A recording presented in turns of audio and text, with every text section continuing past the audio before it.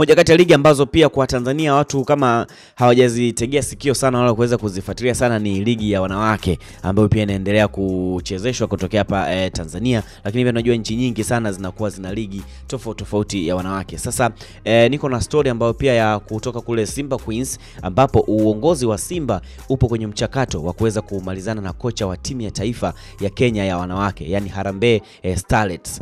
Bedline anafahamika kwa jina la Beldini Odemba kwa ajili ya kuinoa Simba Queens msimu ujao, yani msimu wa mwaka 2025 msimu wa 2026. Sasa taarifa zinasema kwamba uamuzi wa Simba umeweza kufikia muda mfupi mara baada ya kuweza kuelezwa kuwa yupo kwenye mpango wa kuweza kuachana na ukocha mkuu, ukocha wao mkuu ambaye alikuwa na kinoa kikosi cha Simba Queens kwa sasa hivi, ambaye anafahamika kwa jina la Yusuf Basigi, kutokana na kushindwa kuweza kufikia malengo, ambapo wao malengo yao walikuwa wanataka kuchukua ubingwa wa ligi kuu kutokea kule katika ligi ya wanawake, lakini ubingwa wameweza kuchukua JKT Queens, moja kati ya timu ambazo pia huwa zinafanya poa zaidi katika ligi kuu ya wanawake, ndio imeweza kusababisha bwana wao kuweza kuachana na Yusuf Basigi, na tetesi zinasemekana kwamba Odemba kutokea kule Kenya ndiye ambaye anatajwa sana katika viunga vya Simba Queens. Sasa kutokana ndani ya Simba pia kimeambiwa kwamba kuna mchakato wa mazungumzo kwa ajili ya kuweza kumpata kocha huyo, ambao pia mpaka sasa hivi unaendelea vizuri na wafanyakazi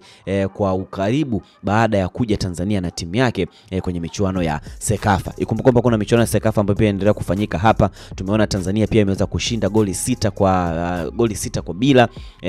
Kwa mambo yamekuwa ni mengi sana. So moja kati ya makocha ambao pia walikuwepo katika michuano hiyo alikuwepo bwana akiwainoa timu yake ya taifa ambaye anafahamika kwa jina la Odemba kutokea kule nchini Kenya. So Simba Queens walivyomuona wakaona kabisa kwamba huyu anastahili kuweza kuinoa kikosi cha Simba Queens. Lakini pia namkoto kwa kusema kwamba bado hatujamalizana na Basigi hadi hapo tutakapopata taarifa, ila mchakato wa kutafuta kocha unaendelea.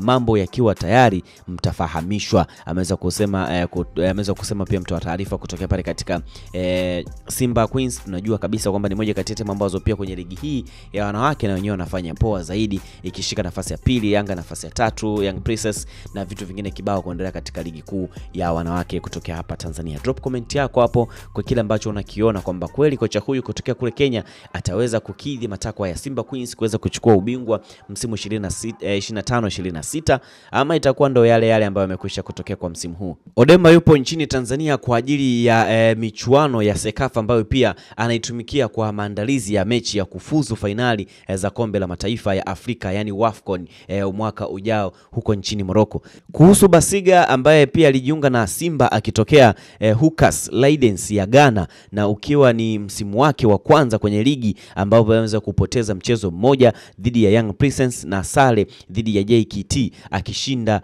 michezo 12. Sasa Basigi alichukua mikoba ya Juma Mgunda ambaye pia alibeba ubingwa wa ligi kuu ya wanawake bara msimu juzi tu hapo bila kupoteza mchezo, akifunga Yanga na JKT nyumbani na ugenini kabla ya kuweza kutimkia Namungo. Drop comment yako hapo, utakometisha kinoma noma, subscribe channel yetu, tutakuwa umefanya poa and poa zaidi.